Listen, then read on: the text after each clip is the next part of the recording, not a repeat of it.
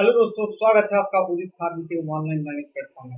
आज के most important topic जो फार्माकोलॉजी का है उसको डिस्कस करेंगे। जो फार्माकोलॉजी इतना अगर आप करके जाएंगे तो इजी से और अच्छे तरीके से आप पास कर सकते हैं। ये जो हमने मोस्ट इम्पोर्टेंट टॉपिक को डिस्कस करेंगे या बताएंगे, जो ये हमने प्रीवियस क्वेश्चन को देखते हुए और पिछले साल के जो क्वेश्चन है उन सब चीज़ों को देखते हुए उनके ध्यान में रखते हुए आपको जो 2024 में एग्जाम होने वाला है उनके लिए ये मोस्ट इम्पोर्टेंट टॉपिक है। देखिए, जो आज तक पढ़ाई भी नहीं किया अब तक, वो बस इतना करके अगर जाएंगे कि मोस्ट इम्पोर्टेंट जो टॉपिक मैं बताऊंगा उसको भी करके जाएंगे तो आसानी से इजीली से आप फार्माकोलॉजी को पास कर सकते हैं। सबसे पहले अगर हम देखें, सिलेबस से पूछता है जो पीसीए के अकॉर्डिंग है। अगर सबसे पहले फर्स्ट चैप्टर में आता था इंट्रोडक्शन। इंट्रोडक्शन मतलब क्या था, फार्माकोलॉजी होता क्या है। ये दो वर्ड से बना हुआ, एक तो है फार्मा, दूसरा था कोलॉजी। लॉजी मतलब क्या होता है, स्टडी करने का। दूसरा इंपॉर्टेंट ये आता है कि स्कोप ऑफ फार्माकोलॉजी। इसका इंट्रोडक्शन याद रखना। सबसे पहले कोई भी सब्जेक्ट अगर पढ़ते हैं, सबसे पहले आपको चाहिए कि उसका आपको इंट्रोडक्शन पता होना चाहिए। और स्कोप में आपको देखना है कि फार्माकोलॉजी पढ़ के कहाँ कहाँ जा सकते हैं। चलिए देखते हैं। अगर हम देखें फार्माकोलॉजी का, तो फार्माको मतलब होता है कि ड्रग, और लोगस मतलब होता है स्टडी। ऐसा चीज है, ऐसा सब्जेक्ट जिसमें हम ड्रग के बारे में स्टडी करें। सिर्फ ड्रग, ओनली ड्रग नहीं, ड्रग किस तरह से हमारे बॉडी काम करता है, किस तरह से जाता है। जैसे एक चीज आपको फार्माकोलॉजी में कुछ याद हो या ना हो, आपको ये चीज जरूर याद होना, ADME। मतलब ये चार चीजों पे ही आपका फार्माकोलॉजी खत्म होता है। एड्जॉर्प्शन, डिस्ट्रीब्यूशन, मेटाबॉलिज्म और एलिमिनेशन। मतलब हमारे बॉडी में किस तरह से एड्जॉर्प्शन करता, किस तरह से हमारे बॉडी में डिस्ट्रीब्यूशन करता, किस तरह का मेटाबॉलिज्म होता है। जैसे कि मेटाबॉलिज्म के बारे में बात करें तो हमारे लीवर में होता एलिमिनेशन, जैसे यूरिन के थ्रू, या एक तरह का आप कह सकते हैं बायो ट्रांसमिशन, मतलब कि कोई दूसरा कंपाउंड में कन्वर्ट होकर वो एलिमिनेशन होता है। अब अगर बात करें इसके स्टडी में, बात करें फार्माकोलॉजी क्या है, स्टडी फॉर वेरियस प्रॉपर्टी। किसका प्रॉपर्टी, हम ड्रग का प्रॉपर्टी देखेंगे। नॉन टॉक्सिक इफेक्ट पढ़ते हैं, टॉक्सिक इफेक्ट पढ़ते हैं, effect on drug and chemical on biological genetical structure of an organism. मतलब क्या इफेक्ट ड्रग का पड़ता है केमिकली, बायोलॉजिकली और जेनेटिकली किसी ऑर्गेनिज्म पे। अब दो चीज और इसमें इंपॉर्टेंट रखता है, याद रखना। एक आपको याद रखना है फार्माकोकाइनेटिक क्या होता है, एक होता है फार्माकोडायनेमिक। फार्माकोलॉजी में दो चीज आपका, एक तो ड्रग हमारे बॉडी में किस तरह से रिएक्शन करता है, और मान लीजिए और बॉडी हमारा किस तरह से ड्रग के प्रति रिएक्शन करता है। जैसे अगर मान लीजिए आप लड़ाई करने के जाते हैं, आप कहीं चले गए, अगर मान लीजिए दोस्त है तो एक थप्पड़ अगर मारेंगे तो वो सह लेगा। वही अगर अननोन रहे और आप गलती से अगर एक लगा दिए तो वो क्या करेगा, 10 भी लगा सकता है। सेम इसी तरह कह सकते हैं, हमें पढ़ना न्यूटन का थर्ड लॉ भी यही चीज कहता है कि किसी बॉडी में हम अगर जितना फोर्स लगाएंगे उतना ऑपोजिट लगाता है। उसी तरह सेम यहाँ पे क्या आता है कि आपको फार्माकोलॉजी में ये पढ़ना पड़ता है कि ड्रग हमारे बॉडी में किस तरह से काम करता है और हमारा बॉडी ड्रग के हिसाब से किस तरह से काम करता है, दोनों चीज पढ़नी। अब पहले आता है फार्माकोकाइनेटिक। फार्माकोकाइनेटिक मतलब होता है स्टडी ऑफ एडीएम। एडीएम मैंने अभी आपको बताया, एडजॉर्प्शन, डिस्ट्रीब्यूशन, मेटाबॉलिज्म और elimination. Action of body on the drug मतलब क्या करता है कि एक्शन ऑफ बॉडी, किस तरह का एक्शन है ड्रग के ऊपर, इसे हम फार्माकोकाइनेटिक कहेंगे। दूसरा आता है pharmacodynamic, action on drug on body. मतलब एक में क्या करता है कि हमारा ड्रग किस तरह से बिहेव करता है, दूसरा हमारा बॉडी हमारा ड्रग किस पे डिपेंड करता है। अब देखते हैं स्कोप के बारे में बात करेंगे। फार्माकोलॉजी में स्कोप कहाँ कहाँ जाता है। देखो ये इंपॉर्टेंट है, आप कम से कम इंट्रोडक्शन और स्कोप याद रखें। सबसे पहले क्या, रिसर्च में जा सकते हैं। Research in the sense of कह लीजिए आप न्यू ड्रग डेवलपमेंट के रूप में जा सकते हैं। मेडिकल एडवाइस के जाने से मतलब सहायक के जाने जा सकते हैं या एडवाइस कर सकते हैं। मेडिकल ट्रांसक्रिप्शन के हिसाब से जा सकते हैं। मेडिको मार्केटिंग में जा सकते हैं। प्रोडक्ट मैनेजमेंट में जा सकते हैं। कॉन्ट्रैक्ट रिसर्च ऑर्गेनाइजेशन में जा सकते हैं। ट्रेनिंग में जा सकते हैं। प्लस आप टीचिंग में भी जा सकते हैं। और भी स्कोप है, लेकिन मेनली आपको 10-15 या तो फिर 5-6 स्कोप आपको जरूर याद रखना है, क्योंकि आपको इसको बहुत बार पूछ लेता है कि कोलॉजी का स्कोप क्या है। फिर नेक्स्ट देखते हैं। अब आता है एब्जॉर्प्शन। मैंने आपको बताया कि सबसे पहले आपको डिटेल में पता होना चाहिए एडीएमई होता क्या है। एडीएमई याद करना, उसमें आता है आपको एब्जॉर्प्शन। एब्जॉर्प्शन मतलब कैसे करते हैं कि जब हमारे बॉडी गया, बॉडी के अंदर ड्रग गया, जीआईटी के थ्रू अगर लेते हैं तो वो क्या करता है, जीआईटी के थ्रू जाता है, वो ड्रग जाता है, डिजोल्व होता है। उसके बाद फाइनली अगर देखें तो हमारे ब्लड कहीं से भी देखिए, पहले थोड़ा सा हम देख लेते हैं एडीएमई के बारे में। देखिए अगर मान लीजिए हमने क्या करा, ड्रग अब्जॉर्प्शन के बारे में तो हम क्या करते हैं, जीआईटी के थ्रू लेते हैं। जीआईटी मतलब हमने क्या करा, माउथ के थ्रू जीआईटी के। जीआईटी में जब किसी में लीजिए, कहीं से भी लीजिए, आपको फाइनली कहाँ जाना है, ब्लड स्ट्रीम में जाना चाहिए। ब्लड स्ट्रीम मतलब कह लीजिए, या तो फिर कह लीजिए आपका जो ब्लड सर्कुलर सिस्टम है उसमें जाना चाहिए। अगर ब्लड, आप एक चीज बताइए, अगर मान लीजिए आपको कहीं पे कोई मैसेज पहुंचाना है, कोई चीज पहुंचाना है, तो आप क्या करेंगे कि ऐसे लोगों को चूज कीजिएगा, ऐसी चीज चूज कीजिएगा जो सारे जगह पे आप लोग पहुंचाए। एक एग्जांपल पे लेते हैं, एक गांव में अगर मान लीजिए एक बड़ा सा आपका जैसे पंचायत होता है, मान लीजिए उसके ऊपर माइक लगा हुआ है। एक ऑप्शन आपके पास है क्या कि घर घर जाके, तो आप क्या करेंगे, ऑप्शन में माइक वाला चूज करेंगे ताकि सही तरीके से पहुंच जाए। सेम इसी तरह क्या करता है, हम जो दवाई देते हैं ब्लड स्ट्रीम में देते हैं ताकि हमें जहां पहुंचाना है वहां पे इजीली से पहुंच सकते हैं। तो फाइनली कहाँ हमें ब्लड में पहुंचाना, उसमें आपको याद रखना है ड्रग एब्जॉर्प्शन में। ड्रग एब्जॉर्प्शन का अगर हम डेफिनेशन देखें तो क्या कहता है, movement of drug site of administration into plasma या तो फिर सेंट्रल कंपार्टमेंट। सेंट्रल कंपार्टमेंट मतलब किसे कहेंगे कि आप लोग जो ब्लड में जाता है, ब्लड स्ट्रीम में जाता है, मतलब कि ड्रग का मूवमेंट जो किसमें, एडमिनिस्ट्रेशन साइड मतलब कि लेना होता है। जैसे कि आपने स्किन के थ्रू लिया, आप स्किन के थ्रू ले लेते हैं, या तो फिर आप वेन के थ्रू लेते हैं, मसल्स के थ्रू लेते हैं, या तो फिर आप कह लीजिए कि आप जीआईटी के थ्रू लेते हैं। वही लिख रहा है एडमिनिस्ट्रेशन से लेके प्लाज्मा तक जाए या तो फिर ब्लड सर्कुलेशन में जाए, उसे हम क्या कहेंगे, मूवमेंट ऑफ ड्रग कह लीजिए। अब देखिए, drug molecule get into absorb from GIT inter systemic circulation if effectively painter wall GST region. मतलब कह सकते हैं अगर मान लीजिए सही तरीके से और अच्छे तरीके से आपको दवाई का डिस्ट्रीब्यूशन करना है या देना है, तो आप अगर जीआईटी के थ्रू अगर ऑब्जर्वेशन करते हैं तो वो कहाँ पे जाता है, फाइनली हमारा सिस्टमिक सर्कुलेशन। ठीक है, सिस्टमिक सर्कुलेशन को हम ब्लड सर्कुलेशन भी कहते हैं। देखिए, factor affecting of drug absorption, physiological factor, factor, property of GI fluid, nature of absorption membrane and the absorbing membrane, ये सारी चीजें आता है। कौन कौन सबसे पहले देखते हैं, तो एक आता है फिजियोकेमिकल। फिजियोकेमिकल मतलब फिजिकल और केमिकल प्रॉपर्टी डिपेंड करता है ड्रग का, उसका फिजिकल नेचर किस तरह, जैसे कैप्सूल है, टेबलेट ले लीजिए, अगर मान लीजिए वो सॉल्यूशन है जीआईटी के थ्रू ले रहे तो जल्दी ऑब्जर्वेशन होगा। कैप्सूल ले लेंगे या तो फिर टेबलेट ले लेंगे तो उसमें लेट से होगा, किस नेचर का है, किस तरह का केमिकल है। फिर आता है जीआईटी फ्लूइड का, प्रॉपर्टी पे डिपेंड करता है, और आपका जो मेम्ब्रेन है, किस तरह का ड्रग का नेचर है उस पर भी आपका डिपेंड करता है। मेम्ब्रेन पे आपको भी पता है, ब्लड पे आपको कह सकते हैं जब हमारे जीआईटी में जाएंगे तो हमारे जीआईटी से लेकर ब्लड में जाता है, उसमें भी हमारा मेम्ब्रेन प्रेजेंट होता है। अब देखते हैं फैक्टर इफेक्टिव कौन कौन से, आपको ये भी इंपॉर्टेंट है, ये चीज जरूर याद रखना। ड्रग से रिलेटेड अगर देखें तो lipid water solubility, molecular size क्या है, पार्टिकल साइज क्या है, डिग्री ऑफ आयनाइजेशन क्या है, फिजिकल फॉर्म क्या है, फिजिकल फॉर्म मतलब सॉलिड लिक्विड क्या है, केमिकल नेचर क्या है, डोसेज फॉर्म क्या है, फॉर्मुलेशन क्या है, कंसंट्रेशन कितना देते हैं, इन सब चीजों पर ड्रग से रिलेटेड। अब आता है बॉडी से रिलेटेड, बॉडी से रिलेटेड वेस्कोसिटी क्या, पीएच क्या है, जीएटी, इन सब चीजों को आपको याद रखना है। चलिए नेक्स्ट देखते हैं, और भी इंपॉर्टेंट के बारे में बात करते हैं, ये आपको याद रखना। फिर आता है बायोअवेलेबिलिटी। बायोअवेलेबिलिटी बहुत ही इंपॉर्टेंट फैक्टर है, इसको समझना बहुत जरूरी है, ये शॉर्ट में लॉन्ग में दोनों में पूछ लेता है कभी कभी, क्योंकि बायोअवेलेबिलिटी अगर क्लियर है तो आप कह सकते हैं कि आपको जो दवाई डॉक्टर जो 2 टाइम या 3 टाइम देता है वो चीज आपको क्लियर है। बायोअवेलेबिलिटी में क्या चलता है हमें कि किसी भी ड्रग का कितने देर तक हमारे बॉडी में रहता है और कितने देर तक उसका ऑनसेट ऑफ काम करेगा, इन सब चीजों को पता चल जाता है, किसमें बायोअवेलेबिलिटी को पता चल जाता है। एक होता है प्लाज्मा कंसंट्रेशन, दूसरा हम टाइम के हिसाब से ग्राफ बनाते हैं। मान लेते हैं यहाँ पे सबसे पहले ये वाला लेते हैं, मतलब कह सकते हैं कि हम ले लेते हैं जो आईवी, आईवी छोड़िए, हम लोग जो जनरल तरीके से लेते हैं ओरल ले लेते हैं। ओरल का एग्जांपल लेके हम लोग समझते हैं कि बायोअवेलेबिलिटी हो जाएगा, क्योंकि समझ अगर जाएंगे तो आप आसानी से वहां पे जाके लिख सकते हैं। अगर ये वाला लेते हैं, क्योंकि यहाँ कलर देखे हो, तो अगर मान लीजिए हमने क्या किया, एक टी टाइम पे ये प्लाज्मा कंसंट्रेशन मतलब ये दिया हुआ हमारे पास, जो हमारे ब्लड स्ट्रीम में पहुंचता है ड्रग, हमारे कहाँ हमने माउथ में लिया, जीआईटी में जाता है, उसके बाद फाइनली ब्लड में जाता है। फिर जहाँ का आपके बाइंडिंग साइड, जहाँ पे आप जिस हिसाब से बनाते हैं ड्रग, जिस चीज के लिए थे, वहां पे जाके बाइंड करके वो अपना काम दिखाए, तो कहाँ ब्लड में जाएगा फाइनली। अब देखिए, सबसे पहले एक टाइम पे हमने क्या करा, 0 टाइम पे हमने जैसे लिया तो धीरे धीरे पानी के साथ क्या स्टमक में गया, स्टमक में जाते जाते इस वाले टाइम पे जाता और आहिस्ते आहिस्ते ये डिजोल्व होने लगता है। डिजोल्व होते होते यहाँ पे जो टाइम देख रहे हैं ये सबसे ज्यादा पीक रहता है, मतलब इस वाले टाइम पे क्या है, T1 किसी टाइम पे देखते हैं तो ये सबसे ज्यादा हमारे घुल जाता है और ब्लड में चला जाता पूरा पूरा। अब देखिए, ब्लड में अगर जाता तो आपको पता है ब्लड फिल्ट्रेशन कहाँ, हमारी किडनी में होता।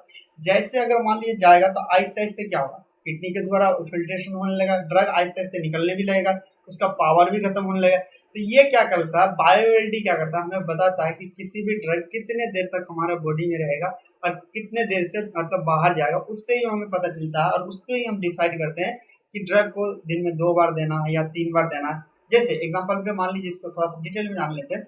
मान लीजिए इस टाइम पे दिए, यहाँ तक काम करा, यहाँ पे मान लेते हैं आपने सुबह 8 बजे खाया और रात के दिन के 12 बजे तक यहाँ पे काम करा, यहाँ पे आए। अब धीरे धीरे इसका इफेक्ट पहुंचता है, जैसे जैसे इफेक्ट घटेगा वैसे वैसे फिर आपका क्या बीमारी बढ़ेगी।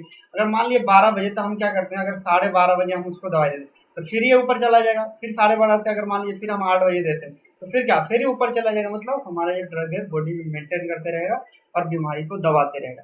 लेकिन एक चीज़ और भी ये है, अगर आप ज़्यादा देर तक हमारे बॉडी में रखते हैं, आप एलिमिनेशन नहीं आते हैं, तो उसमें साइड इफेक्ट भी देखने को मिलता है। तो ये वाला ग्राफ जरूर बना के आना बायोअवेलेबिलिटी जब आपको पूछे। बायोअवेलेबिलिटी अगर देखिए फैक्टर कौन कौन से करते हैं, मेजर आपको 3 फैक्टर डिपेंड करते हैं। कौन कौन? फिजियोकेमिकल फैक्टर, फिर आता फिजियोलॉजिकल फैक्टर और फार्मास्यूटिकल फैक्टर। फिजियोकेमिकल मतलब क्या नेचर से ड्रग का उस पर डिपेंड करता है, क्या उसका सॉल्युबिलिटी है, वो सारी चीज़ ये आपको याद रखना है। चलिए, ये तो हमें हो गया, ये आपका ड्रग एडिक्शन, फिर बायोअवेलेबिलिटी आप समझ गए। फिर आता है बायो ट्रांसफॉर्मेशन।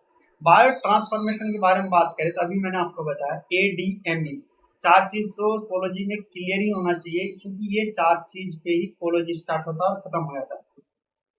एलिमिनेशन करेगा अगर मान लीजिए तो 2 तरह के एलिमिनेशन कर सकता है। एक तो हो सकता है कि यूरिन के फॉर्म में क्रिएट कर लो, यूरिन के थ्रू आपको पारिश कर दे। दूसरा क्या कर सकता है, उसको कन्वर्ट कर दे, हमारे बॉडी में एंजाइम के द्वारा उसको कन्वर्ट कर दे, और उसको कन्वर्ट कर दिया, जैसे कन्वर्ट कर दिया तो कोई काम ही नहीं, कोई नुकसान ही नहीं करता, उस तरह से भी एलिमिनेशन कर सकते हैं। देखिए, एक बार जब हम ड्रग ले लेते हैं, it's duration of action depend on rate of elimination. मतलब क्या करते हैं, जब हम ड्रग लेते हैं तो उस पर डिपेंड करता है, एक्शन किस पे डिपेंड करता है कि कितने देर में हमारे बॉडी से बाहर जाएगा।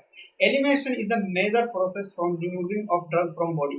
आप देखो, एक एलिमिनेशन जो होता है हमारे बॉडी में बहुत इंपॉर्टेंट प्रोसेस है। अगर लंबे समय तक ड्रग है तो क्या हो सकता है, ड्रग का टॉक्सिक इफेक्ट कर सकता है, साइड इफेक्ट ज्यादा कर सकता है। लेकिन इसके लिए क्या होता है कि एलिमिनेशन हमारे बॉडी जैसे स्वेटिंग के द्वारा भी आपका निकल सकता है, आपके क्या सकते हैं यूरिन के थ्रू भी निकल सकता है। एलिमिनेशन के बारे में बात करें तो 2 तरह का निकलता है, एक तो है बायो ट्रांसफॉर्मेशन, दूसरा होता है एक्सट्रेक्शन। एक्सट्रेक्शन क्या है, यूरिन के थ्रू निकल जाता है। अब बायो ट्रांसफॉर्मेशन को ही पढ़ना, बायो ट्रांसफॉर्मेशन क्या है, फॉर्म ऑफ ड्रग का ही है, लेकिन उसको कन्वर्ट हो जाता है। देखिए, बायो ट्रांसफॉर्मेशन का डेफिनेशन देखें, the conversion from one chemical to other, मतलब कि एक केमिकल से दूसरे कन्वर्जन होता है या दूसरे फॉर्म में जो कन्वर्ट हो जाता है, उसी को हम बायो ट्रांसफॉर्मेशन कहते हैं। अब देखो, बायो ट्रांसफॉर्मेशन देखें तो अगर बात करें तो it is define the process by which lipophilic, जिसे हम लिपोफिलिक क्या होता है, फैट सोल्यूबल ड्रग इनटू जेनोबायोटिक, मतलब फॉरेन सब्सटेंस में कन्वर्ट हो जाता है। इसमें एग्जांपल पे देके समझाया कि बायोटिक अगर डिफाइन करेंगे तो ऐसा प्रोसेस है जिसमें अगर फैट सोल्यूबल है तो ड्रग है, तो वो क्या है, आपको फॉरेन सब्जेक्ट्स में सब्सटेंस में कन्वर्ट हो जाता है, are convert to product that are hydrophilic enzyme reaction. मतलब कह सकते हैं वो क्या हो जाता है, हाइड्रोफिलिक रिएक्शन के द्वारा कन्वर्ट होता है। या फिर कह सकते हैं अगर कोई फैट सोल्यूबल है तो वो वाटर सोल्यूबल हो गया, वाटर सोल्यूबल है तो फैट सोल्यूबल कर देता है। तो ऐसा कन्वर्जन हो जाता है ताकि हमारी बॉडी को नुकसान ना पहुंचे लंबे समय तक। Only water soluble substance undergo renal excretion, where the lipid soluble substance are not excreted but reabsorbed back into the body। मतलब क्या करते हैं, देखिए, आप जो वाटर सोल्यूबल सब्सटेंस होता है वो तो हमारे बॉडी में वाटर में जैसे डिजोल्व होगा तो क्या होगा, वाटर के तो अगर डिजोल्व हो जाता है किडनी के थ्रू इजीली बाहर होता है, लेकिन वाटर के थ्रू जो डिजोल्व नहीं होता वो क्या होगा, नहीं ना निकलेगा। उसके लिए क्या करते हैं, कन्वर्जन प्रोसेस अप्लाई होता है, बायो ट्रांसफॉर्मेशन होता है, जिससे कारण वो एलिमिनेशन हो जाता है, एक्सट्रेक्शन हो जाता है। अब देखते हैं चैप्टर 2 में अगर इम्पोर्टेंट बारे में बात करें तो हम देखते हैं सबसे पहले स्टेप आता है, step involve the neurohumoral neurohumoral transmission. इसके लिए सबसे पहले अगर देखें तो हमारे पास आता है नर्वस सिस्टम को थोड़ा सा देख लेते हैं। देखिए, ये जब पूछे बच्चे क्या गलती करते हैं कि डायरेक्ट स्टार्ट कर, आप पेरिफेरल नर्वस सिस्टम के बारे में स्टार्ट कर देते हैं, या कोई ड्रग पूछता है तो आप डायरेक्ट स्टार्ट कर देते हैं। आप कोशिश कीजिए कि उसका बेसिक लिखे, अगर न्यूरल, अगर मान लीजिए न्यूरो पैरासिम्पेटिक है या तो फिर सिम्पेटिक है, तो नर्वस सिस्टम से रिलेटेड कोई अगर ड्रग है तो पहले नर्वस सिस्टम को थोड़ा सा डिफाइन कर दीजिए, ताकि उसे एग्जामिनर जब कॉपी चेक करे तो वो लगे कि नहीं बच्चे को नॉलेज। अगर इसको डिफाइन करेंगे तो ये हमारे पास 3 तरह है। एक होता है सेंट्रल नर्वस सिस्टम, दूसरा आता है peripheral nervous system. Central nervous system जो ब्रेन और स्पाइनल कॉर्ड आता है, पेरिफेरल नर्वस सिस्टम आता है। फिर अगर देखें स्पाइनल कॉर्ड और ब्रेन आता है, फिर आता है एक चीज पेरिफेरल में 2 आता है, एक होता है इफ्रेंट, एक होता है एफ्रेंट। 2 चीज पेरिफेरल नर्वस सिस्टम में इंपॉर्टेंट है। ये आपका जो इफ्रेंट और एफ्रेंट, ये न्यूरॉन्स का ही पार्ट्स है। अभी दिखाते हैं किसे कहते हैं। अब एक आता है autonomous nervous system. Autonomous nervous system में 2 चीजें, एक होता है पैरासिम्पेटिक, एक होता है सिम्पेटिक। सिम्पेटिक जो कि चीजों को बढ़ाते, जैसे कि ऑटोनोमस ऐसा चीज जो ऑटोमेटिक, जैसे इनवॉलेंट्री एक्शन होता है जो हमारे बॉडी में कंट्रोल, जैसे हम लोग सांस लेते हैं अपने आप चलता है, आप तो नहीं करते हो कि सांस लो सांस लो, जैसे हार्ट बीट होता है अपने आप चलता है, ये हमारा ऑटोनोमस नर्वस सिस्टम के अंतर्गत आता है। ये 2 तरह से काम करता है। अगर मान लीजिए हार्ट बीट किसी कारण वो स्लो हो जाए तो बढ़ाने का काम कौन करेगा, सिंपेटिक करता है। अगर किसी कारण ज्यादा हो जाता है तो उसको घटाने का काम कौन करता है? पैरासिम्पेटिक। ये आपको याद रखना है डिफरेंस। अब चलते हैं नेक्स्ट है। अगर हम बात करें, ये अगर एक चीज देखें तो अगर मान लीजिए पैरासिम्पेटिक जो चीज होती है, या मान लीजिए जो पैरासिम्पेटिक काम करती है वो किस पे? कोलिनर्जिक अगर हम बढ़ा देंगे तो आपका पैरासिम्पेटिक नर्वस सिस्टम ऑटोमेटिक बढ़ जाएगा। अगर एड्रेनर्जिक अगर हम बढ़ा देंगे तो पैरासिम्पेटिक नर्वस सिस्टम अपने आप बढ़ जाएगा। अगर मान लीजिए हम एग्जांपल पे कहते हैं सिंपैथिक नर्वस सिस्टम बहुत हार्ट बीट बहुत ज्यादा हो गया, या तो फिर मान लीजिए पिलफी या फिल्ट्रेशन ज्यादा काम कर रहा है, उसको अगर घटाना तो क्या करेंगे? हम एड्रेनर्जिक घटा देंगे, या तो फिर दूसरा ऑप्शन है हम क्या पैरासिम्पेटिक को बढ़ा देंगे, इस तरह से। अब एक होता है, एक होता है मिमेटिक, एक होता है एंटागोनिस्ट। मिमेटिक क्या होता है कि जो मिमिक्री करना, मतलब कह सकते हैं कि सेम उसी तरह करना। अगर बढ़ाना किसी को तो मिमेटिक वाला डाल देंगे, अगर मान लीजिए किसी चीज को घटा देंगे तो उसे हम एंटागोनिस्ट देंगे। क्लियर है? ये आपको क्लियर होना चाहिए इसमें। अब देखते हैं जो हमारे मान लीजिए जो स्किन से जो हमारे, ये मान लीजिए स्पाइनल कॉर्ड है, स्पाइनल कॉर्ड है, स्पाइनल कॉर्ड किस में आता है? हमारा सेंट्रल नर्वस सिस्टम में आता है। मान लीजिए हमने स्किन में कोई चीज यहाँ पे टच करा, मान लीजिए गर्म है, टच करके जो मैसेज भेजता है हमारे स्पाइनल कॉर्ड के थ्रू जो हमारे सेंट्रल नर्वस सिस्टम में, उसको हम कहते हैं एफरेंट नर्व। एफरेंट नर्व और जो उसको रिप्लाई करता है, मान लीजिए यहाँ पे टच कर, यहाँ पे मान लीजिए गर्म आग जला दी यहाँ पे और हमने टच करा और तुरंत जाता है, और हमें जो लेके जाता है उससे हम एफरेंट नर्व के द्वारा जाता है, और जो उसको घुमा के जो लाता है और उससे हमें रिएक्शन जो देता है कि हटा लो जल्दी, वो हमारा इफरेंट नर्व देता है। ये आपको कंफ्यूजन नहीं रखना है, ये आपको याद रखना है। एफरेंट क्या होता है? जो मैसेज को लेके जाता है, और रिस्पॉन्स कौन करता है? Afferent nerve. ये आपको याद रखना। अब देखते हैं, अब अगर हम बात करें ये चीज, अगर हम बात करें तो इसमें इंपॉर्टेंट है स्टेप्स कौन कौन से होते हैं। सबसे पहले आता है न्यूरोट्रांसमीटर। न्यूरोट्रांसमीटर क्या है? एक तरह का केमिकल है। जैसे कि एग्जांपल पे कहते हैं कि जो हमारे ब्रेन में प्रेजेंट है, मान लीजिए कि करंट का फ्लो कौन करता है? वायर के द्वारा करता है, लेकिन क्या उसमें इलेक्ट्रॉन करता है, इलेक्ट्रॉन फ्लो होता है। सेम इसी तरह क्या करते हैं न्यूरो जो करंट को हमारे मान लीजिए यहाँ पे मैसेज को एक जगह से दूसरी जगह ले आना, वो न्यूरो के द्वारा होता है। क्लियर है? दे आर मेड ऑफ, किसमें बना होता है? वो एमिनो एसिड और सम अदर हार्मोन से, some of them are other hormone से बना होता है। The transmitter transmit information one neuron to other neuron. ये क्या काम करता है? एक न्यूरॉन से दूसरे न्यूरॉन को मैसेज पहुंचाने का काम करता है। आप देखते हैं नेक्स्ट, ये आपको न्यूरो ह्यूमरल ट्रांसमिशन अगर पूछ ले तो ये वाला आपको स्ट्रक्चर जरूर बना के आना, और यहाँ पे दिखा देना कि ये सिनेप्टिक क्लैप है, ये सारे चीज आपको बना के आना है जब आपको पूछ ले, तो ये इंपॉर्टेंट है। देखिए अब आता है न्यूरोह्यूमरल ट्रांसमिशन। न्यूरोह्यूमरल ट्रांसमिशन की बात है, transmission nerve impulse either from one neuron to other और from one neuron to efferent organ by the neurohumoral substance in known as neurohumoral transmission. मतलब कह सकते हैं कि जब हम इम्पल्स या तो फिर कह मैसेज एक न्यूरॉन से दूसरे न्यूरॉन होता है, या तो फिर एफरेंट ऑर्गन से होता है, एक न्यूरॉन से एफरेंट ऑर्गन तक होता है, किसके द्वारा? जब न्यूरोह्यूमरल सब्सटेंस के द्वारा होता है, तब हम उसे न्यूरोह्यूमरल ट्रांसमिशन कहते हैं।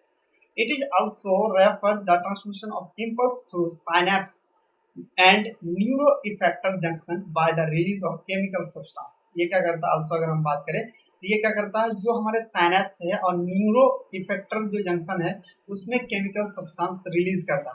चलिए, ये आपको पूछ लेगा, ये आपको याद रखना है, इसमें डायग्राम और ये सब थ्योरेटिकली चीज है, आपको पता होना चाहिए। अब जानते हैं कोलिनर्जिक ड्रग। इंपॉर्टेंट है आपका cholinergic drug. Acetylcholine is the form of two chemical moiety. Moiety मतलब होता है स्ट्रक्चर, दो स्ट्रक्चर कौन कौन? एक होता है एसिटिक एसिड, दूसरा होता है कोलिन स्टर से बना होता है। Ester bond present in acetylcholine and its derivative is the hydrolysable and resulting in the loss of pharmacological and pharmaphysiological action it। मतलब क्या कर सकता है? ये आपको एसिटाइल कोलिन प्रेजेंट होता है और इसका डेरिवेटिव क्या है? हाइड्रोलाइसेबल और रिजल्टिंग क्या करता है? जो हमारे जो फार्माकोलॉजिकल है एक्शन है उसको कम कर देता है या तो फिर लॉस कर देता है।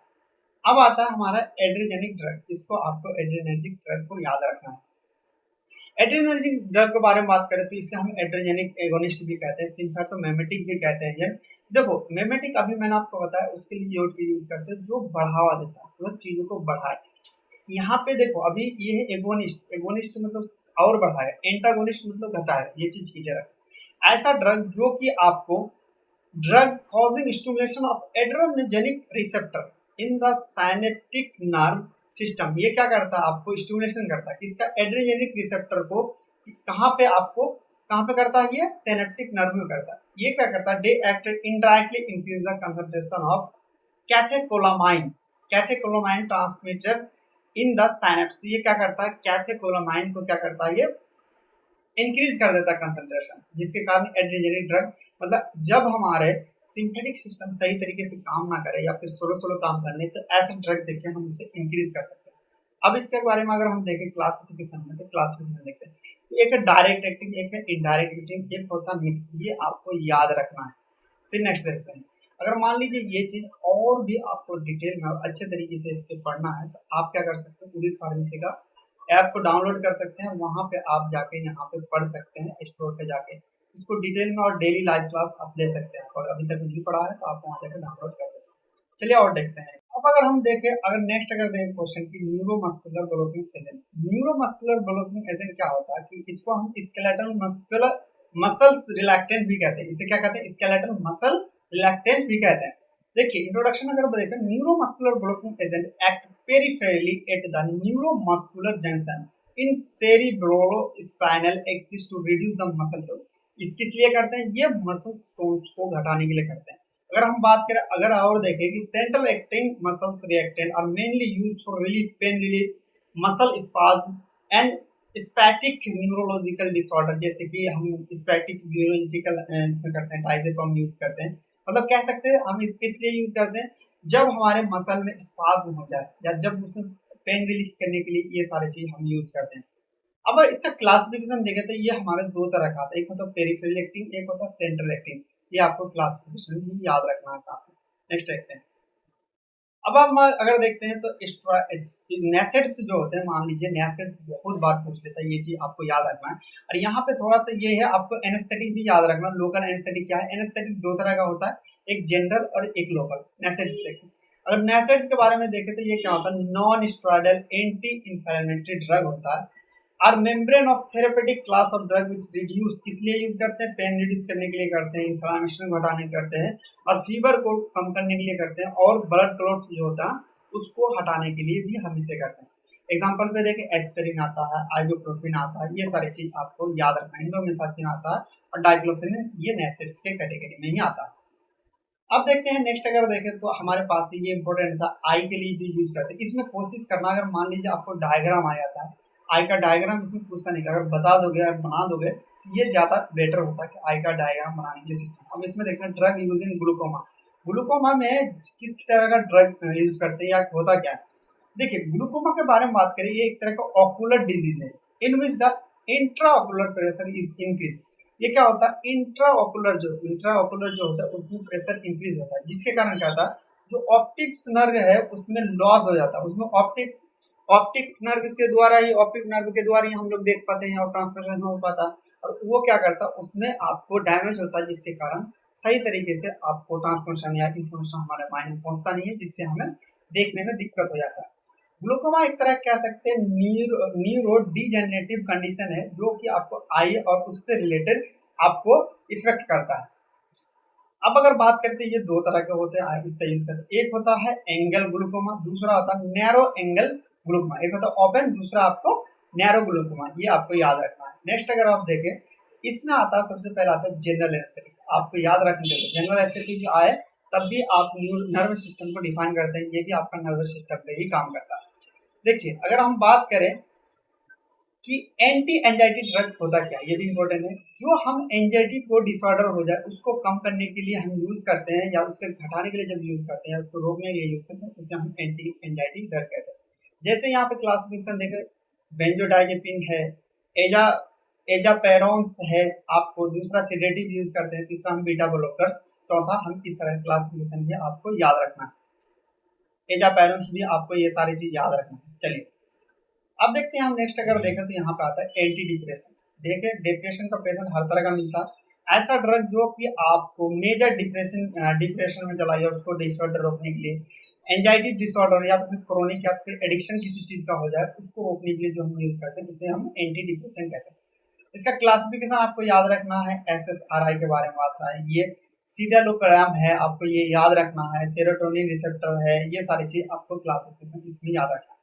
नेक्स्ट देखते हैं, अगर नेक्स्ट अगर देखें तो हम central acting muscles reactant, reactant अगर आप देखें तो रिलैक्सेंट अभी मैंने आपको बताया जो किस लिए यूज करते हैं, जो मसल्स में जब पेन होने लगता है उसके लिए या फिर मसल्स स्पाज्म के लिए भी यूज करते हैं। देखिए सेंट्रली एक्टिंग मसल्स रिएक्टेंट अगर बात करें, रिलैक्सेंट के बारे में बात करें तो ये क्या होता है कि ग्रुप ऑफ ड्रग है that act in nervous system. वो काम किससे करता है, नर्वस सिस्टम में काम करता है। किस लिए करता है, mitigate tension and spasm of skeletal muscles के लिए ये करता है।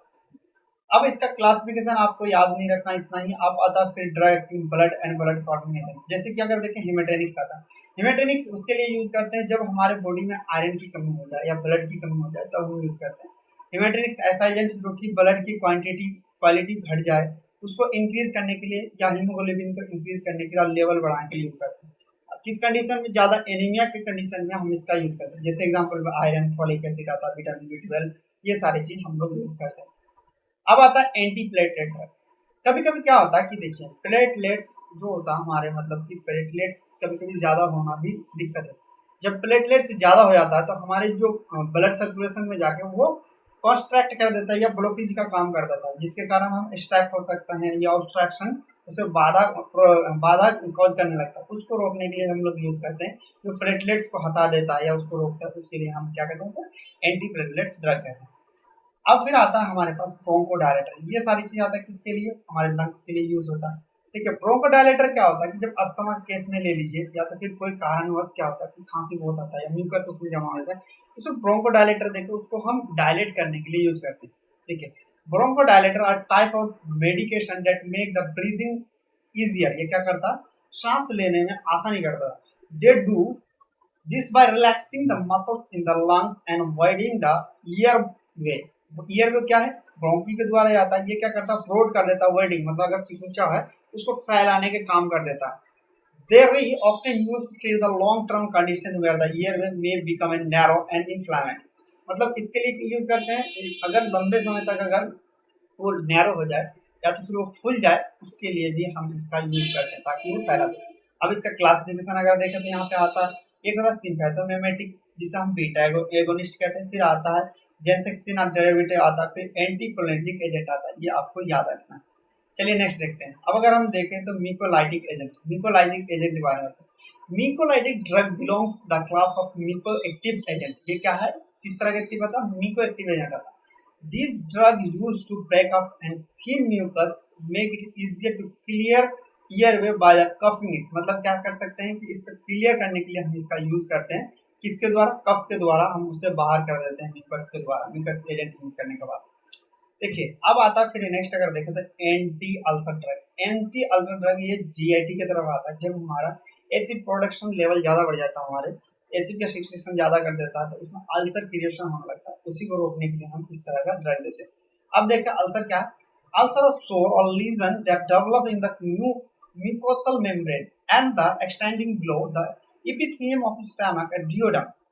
Ulcer formed in stomach are called gastric ulcer. अगर मान लीजिए अल्सर अगर स्टमक में फॉल होता है उसे हम क्या कहते हैं, formation gastric ulcer. Well those in the duodenum are called duodenal ulcer, duodenal ulcer. अगर मान लीजिए डियोडम में हो तो क्या डियोडेनल अल्सर कहेंगे। Both refer to peptic ulcer. अगर दोनों को अगर कॉमन नेम दे तो उसे हम क्या कहेंगे, पेप्टिक अल्सर के नाम से जानते हैं। ड्रग जो अल्सर को रोकने के लिए काम करते हैं उसे हम एंटी अल्सर ड्रग कहते हैं। जैसे यहाँ पे अगर देखें पैसे H2 एंटीहिस्टामिन की तरह करता, प्रोटोन पंप इनहिबिटर की तरह करता, एंटीकोलिनर्जिक की ड्रग की तरह करता, प्रोस्टाग्लैंडिन एनालॉग की तरह काम करता। इन सब चीज को क्लासिफिकेशन आपको याद रखना। अब आता है एंटी डायरिया। जब हमारा मोशन 3D मोशन में बिगड़ जाए, मतलब डायरिया कंडीशन हो जाता है, उसके लिए जो हम रोकने के लिए यूज करते हैं उसे हम एंटी डायरियल ड्रग कहते हैं। इसका क्लासिफिकेशन आपको याद रखना कि एब्जॉर्बेंट आता है, एंटी मोइटियल ड्रग आता है, ओपियोड जैसे आता है, ड्रग आता है। ये सारी चीज आपको याद रखना क्लास में। फिर अगर हम देखें तो यहाँ पे डायरेक्ट पूछा था किडनी के बारे में। डायरेक्ट देखो कोलोजी अगर पढ़ रहे हो तो आपको कोशिश करना कि थोड़ा सा 12 का अगर मान लो कि किसी लेक्चर में देखना है यूट्यूब पे कि 12 लेवल का पढ़ के कि जैसे यहाँ पे अगर किडनी में पूछ रहा है थोड़ा सा किडनी का स्ट्रक्चर बना दोगे या नेफ्रॉन का बना के स्ट्रक्चर थोड़ा डायरेटिक को डिफाइन करोगे तो उसमें क्या है तो आपको नंबर ज्यादा मिलता है और टीचर को लगता है कि कॉन्सेप्ट क्लियर है। देखो डायबिटिक का मतलब सिंपल सी बात है जो यूरिन को फ्लो को बढ़ाता है, ऐसी चीजों को जो यूज करते हैं उसे हम डायबिटिक कहते हैं। फिर यहाँ पे आता है हॉर्मोन्स एंड एंटागोनिस्ट, जैसे कि कैल्शियम पढ़ना है, विटामिन डी के पढ़ना है, इंसुलिन पढ़ना, ऊपर ओरल हाइपोग्लाइसेमिक एजेंट किसके लिए यूज करते हैं बताना आप लोग, ओरल वाला आप लोग कमेंट में बताओ। फिर ऑक्सीटोसिन आता है, ये सारी चीज आपको हार्मोन्स के बारे में पढ़ना ही आता है। अब देखते हैं, अब आता है हमारे पास ऑटोकॉइट्स। ऑटोकॉइट्स होता क्या है? ऑटोकॉइट्स अगर बारे में बात करें, ऑटोकॉइट टर्म अगर है तो ग्रीक वर्ड से है। ऑटो मतलब सेल्फ, एक्वस मतलब हीलिंग। जब खुद से ही हीलिंग होने लगता है उसे हम ऑटोकॉइट्स कहते हैं। कोई रिमेडियल या कोई चीज हो जो खुद से ही कोशिश करता है, जैसे कट जाता तो क्या करते हैं कि धीरे धीरे वो भरने का, हीलिंग का काम करता है। कौन करता है? ऑटोकॉइट्स। या एग्जाम्पल पे हम कह सकते हैं they are also called the local hormone. इसे क्या है? ऑटोकॉइट्स को लोकल हार्मोन के नाम से जानते हैं। हाउएवर ये फिर भी क्या है, आपको हार्मोन से डिफरेंस है। क्या है आपको, किस तरह से डिफरेंस है? फंक्शन रोल क्या देखिए, physical role, reaction in injury या ट्रांसमिटेशन और मॉड्यूलेशन के बारे में ये अलग अलग इसका रोल है। अब आता है फिर अगर हम देखें कि इसमें अगर यूजेस के बारे में आता है बायोलॉजिकल। सबसे अगर हम यहाँ पे केमोथेरेपी के एजेंट को आपको याद रखना है, पेनिसिलिन में क्या होता है, पेनिसिलिन के बारे में थोड़ा, एंटीबायोटिक के बारे में आपको याद रखना है, सबसे फर्स्ट हुआ था। फिर आता है फ्लोरोक्विनिन के बारे में याद रखना। फिर आपको यहाँ पे याद रखना एंटी फंगल ड्रग के लिए एंटीवायरल याद रखना। फिर एंटी मैलेरियल बहुत इंपॉर्टेंट है, बहुत बार पूछ लेता है। और ये एंटी नियोप्लास्टिक, ये दोनों को भी आप अच्छे तरीके से पढ़ना। कम से कम ये चीज देखो, ये चीज आपको पता होना चाहिए पूरे सिलेबस में कौन सा ड्रग किस लिए यूज करते हैं, कौन सा ड्रग किस लिए यूज करते हैं, तो कम से कम आइडिया से आप लिख सकते हैं उसके बारे में और आसानी से आप अच्छा नंबर कर सकते हैं। अब लास्ट चैप्टर आता है, सबसे इम्पोर्टेंट आता है बायोलॉजी का। ये आपको थ्योरेटी के लिए है और इसे याद जरूर रखना क्योंकि इनमें से क्वेश्चन जरूर पूछेगा। देखिए बायोलॉजिकल क्या है? बायोलॉजिकल और diverse group of medicine which include vaccine, growth factor, immune modulator, monoclonal antibody as well as the product track from the human blood and plasma. कह सकते हैं बायोलॉजिकल क्या है? प्रूफ ऑफ डाइवर्स है, मतलब बहुत ज्यादा कलेक्शन बना हुआ रहता है किसका? दवाइयों का। जैसे कि वैक्सीन आता है, इसमें ग्रोथ फैक्टर आता है, वैक्सीन भी, ये सारी चीज आपका बायोलॉजिकल के अंतर्गत ही आता है। अब अगर मान लीजिए कि इसको और भी, इसको जितना मैंने बताया उसको अच्छी तरीके से आप लोग पढ़ना, और जितना दिया है वो भी आप लोग अगर करके जाओगे, जो बिल्कुल नालायक है या तो फिर आपको पढ़ने का मन नहीं करता, तो उसको भी अगर इतना करके जाओगे तो आसानी से अच्छा नंबर आप लोग ला सकते हैं। इसको पढ़ने के लिए अगर आप डिटेल में पढ़ना चाहते हैं तो ऐप का डाउनलोड कर सकते हैं। मिलते हैं फिर। और भी अगर मान लीजिए अदर सब्जेक्ट के जितने भी सेकंड ईयर सबका टॉप 2020, इसका भी टॉप 20 क्वेश्चन हम लोग लेकर आएंगे, जो उससे करके आप लोग आसानी से नंबर ला सकते हैं और अच्छा मार्क गेन कर सकते हैं।